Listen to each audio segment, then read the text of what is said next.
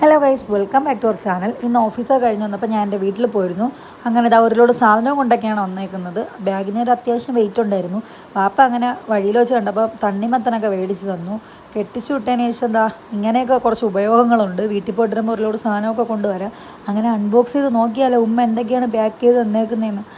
നല്ല സോപ്പ് ഉണ്ടായിരുന്നു ഗൈസ്, ഗൾഫിൽ നിന്ന് ഒരാൾ കൊടുത്തയച്ചതാണ്. ആരെന്നൊക്കെ ഞാൻ ലാസ്റ്റ് പറയാം. പിന്നെ ഒരു സ്പ്രേ ഉണ്ടായിരുന്നു, നല്ല മണമായിരുന്നു, അടിപൊളി സ്പ്രേ ആയിരുന്നു.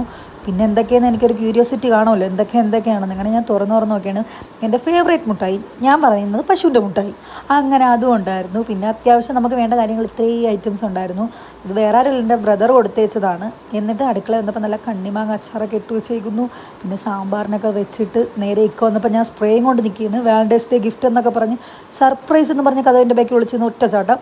ഇക്ക സർപ്രൈസ് ആവത്തില്ല, പണ്ടേ അങ്ങനെയാണ്, എന്തോ ഇങ്ങനെ ആയിപ്പോയത്. അങ്ങനെ ഞാൻ കൊടുത്തതെന്ന് പറഞ്ഞ് ഇക്ക വിശ്വസിച്ചില്ല. അവസാനം കാക്ക